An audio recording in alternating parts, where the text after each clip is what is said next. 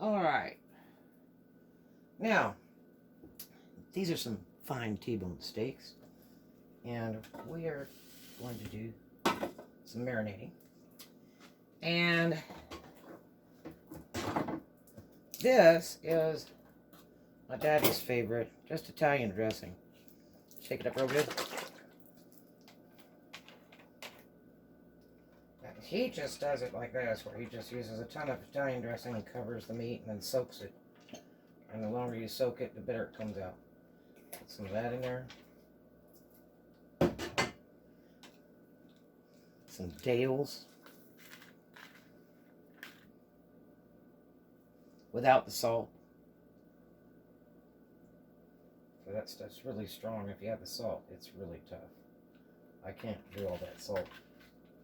I never have been a big salt person. Oop. Worcestershire.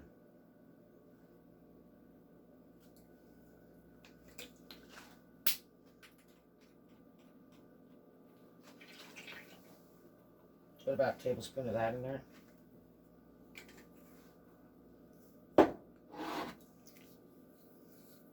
Some A1. America's favorite. Shake it, just make sure. Half a tablespoon of that.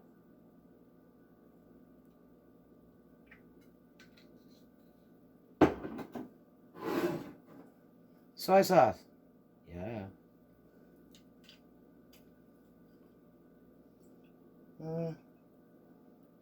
About a tablespoon of that. Cilantro.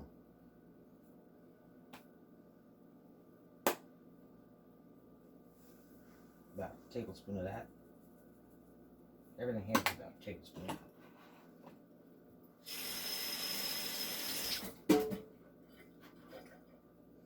Starbucks homemade. Cheers.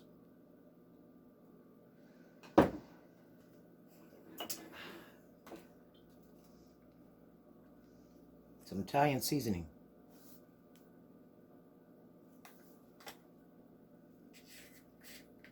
That's kind of mixture stuff. You can use it on spaghetti, pizza, all that kind of stuff.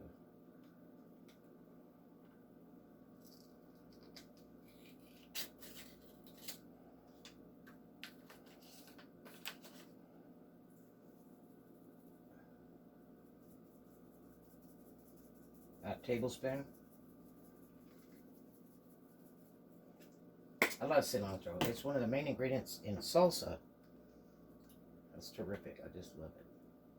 Plus, I use it in my pho soup too. Or what they call pho soup. Basil. About a tablespoon of that.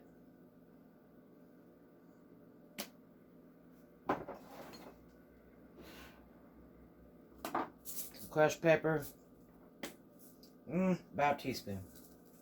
Half teaspoon or teaspoon, depends how hot you like things. That's probably good.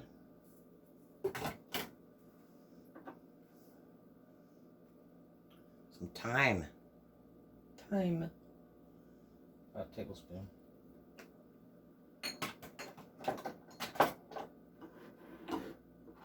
Rosemary. About a tablespoon. Teaspoon to a tablespoon.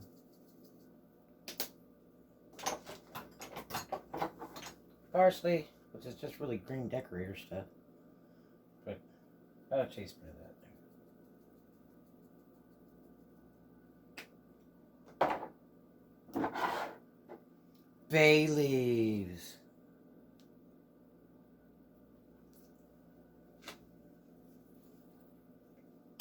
About a teaspoon of that. You can go a tablespoon actually if you wish. That just is really good for red meat. Garlic pepper seasoning. I'll try, I'm going to do this twice. About a teaspoon of that. Because I'm going to put garlic in, pepper in there. Pepper.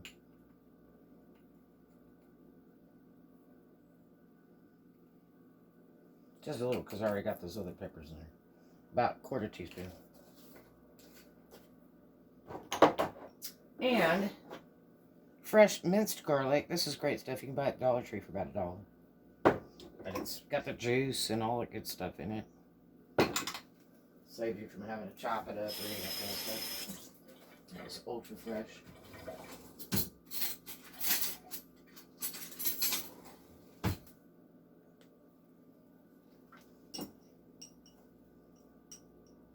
Okay. About a whole teaspoon is good of that.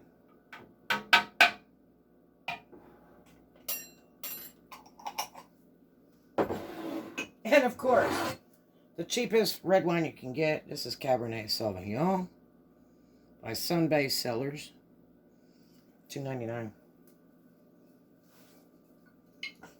And yeah, it has a twist off cap.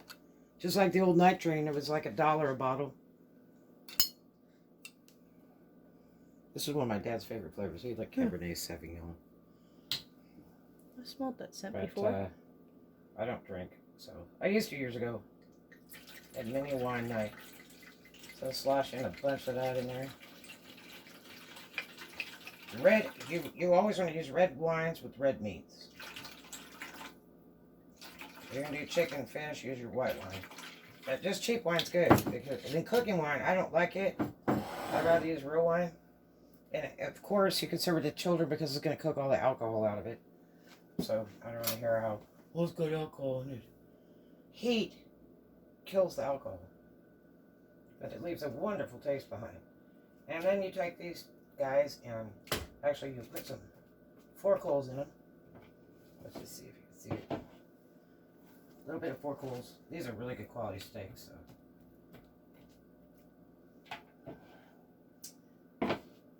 So this is kind of mixed around anyway already. So I'm going to take these. There's one. Nice, huh? T-bone. There's two. Try a little bit because the bones are spinning.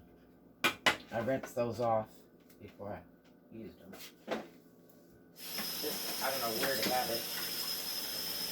Maybe because I don't like the little preservative package or something that's in it. I don't know. Okay.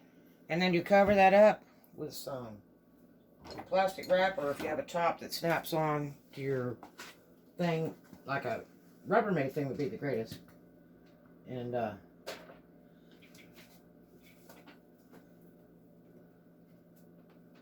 see, take this,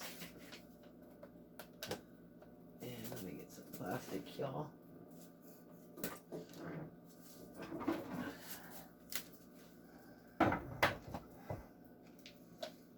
Commercial grade, like chef plastic. That's great. And I put it on the spinner. It's the easiest way to handle it. The box kind of fell apart after a while, and then the other piece fell off, which I still have that piece. But it's easier to handle if you just put it on this. And then roll it around this metal piece. So it stays off. Same. Go a little bit further. That way nothing drips into it, because we'll refrigerate it. And you can do this for a couple days or a couple hours. It'll be fine. The longer you do it, the better it is. I know when I worked at Holiday Inn as a bar manager in California, the chefs used to really take care of me. And they would give me anything that was already ready to prepare. And they used to have these steaks that were marinated. I'm like, what's all this? They're like, oh, they keep them like that. They just keep marinating them until they're sold. And they're tremendous steaks. You can take a cheap steak, marinate it, and it'll break it down. Also, lime is a really good thing. Fresh lime juice is really good if you don't have a lot of spices or wine around. Put some fresh lime juice on there before you cook it. And then go ahead and cook it after a little while, and that lime juice will automatically tenderize. And it gives a nice flavor to beef. It's wonderful. So, oh, let me put, I want to submerge it a little bit. I've got to put a little water in there so I can submerge it. Give me a cup over there.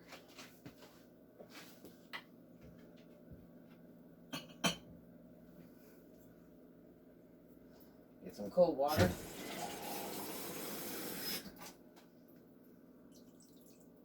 And you know, if you have one of those air fryer things, you can cook a steak in 7 minutes in there. And it's just so tender. Make sure it stays submerged. If it uses the water up, pour a little more in. Because you want it to continue marinating. But like I say, you can do this for like an hour or two before you cook it, no matter how you cook it. Whether you use a grill or whatever. Or you can do it for a couple days, as long as it's in the fridge. And it's tremendous. Like I say, you can take a cheap old steak and make it wonderful. You can take a really good quality steak and make it even better. But it's a wonderful, wonderful taste. The wine is the thing that really sets it off. And it gives it a rich, robust taste. So, that's how you do it. And I'll talk to you later. Have a great one. Cheers.